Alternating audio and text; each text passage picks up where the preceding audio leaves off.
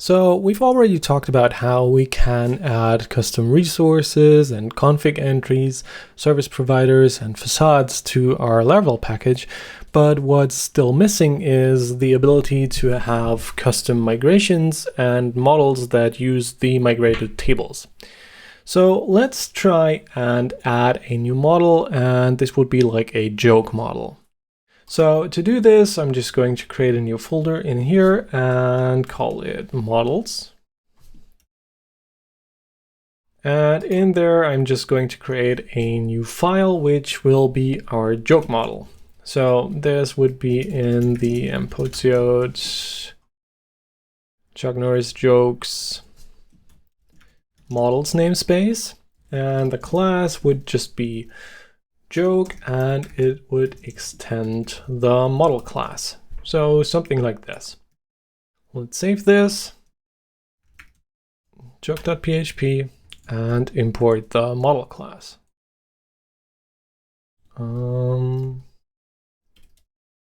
Use Illuminate database eloquent model, like this. Okay, so now we have our model in place, and just to make sure, we can define the table in here. So let's say the table for this would be jokes, and we don't want to have any guarded properties, like this. Okay, so now we have this model that references a jokes table, but we have not yet created a migration for this table and defined how we can actually make use of this migration. So let's create a new migration first. The way I like to structure this is similar to the config and resources. So I see my migrations not being part of the source directory, but instead I create a new directory in the root and call it database. And in this database directory, I then have the migration class. Now, writing these from scratch is kind of tedious, so what I do is I generally just copy them from an existing Laravel application. So let's do this. Here it is. The migrations are not within the namespace, so when they get published into your Laravel application, they just live in the root namespace. So we would call this create jokes table. The table that we want to create would be jokes, and let's say for us it has the ID and then a string that contains the joke. And in the down method, we drop the jokes table if it exists. All right. Now, what I like to do in terms of naming these classes is I generally do something like create jokes table.stub.php.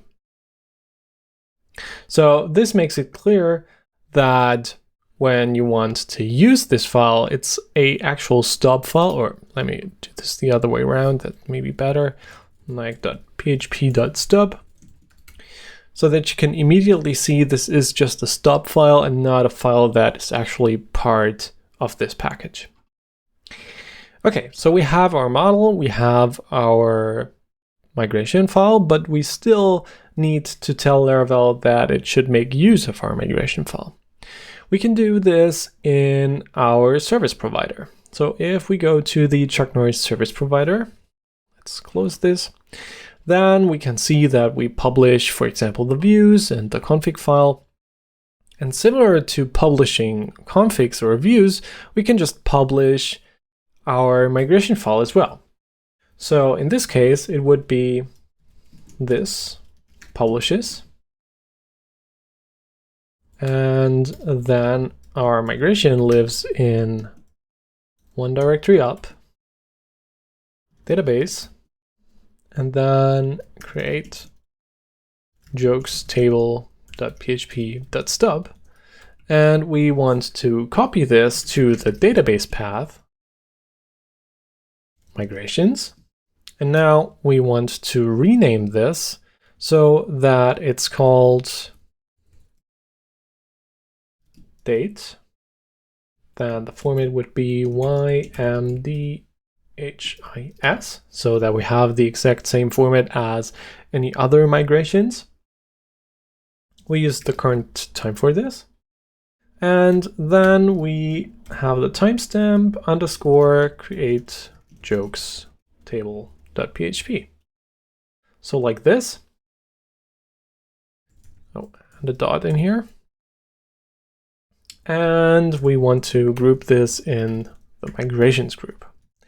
Now, one thing I noticed, let's quickly move this file into a migration subdirectory. So here it would be migrations, create jokes table, and in here, let's create a new folder, migrations. And then, no, I can't move it in here. Okay, let's just recreate it. Create jokes table.php.stub, and then get rid of this one. Okay, so now the structure is a bit clearer and it's the same structure as within your Laravel application. The only problem is that when you run the publish command twice, your package would copy the file name or the migration file twice with a different timestamp, and we don't want this. So let's add a check in here.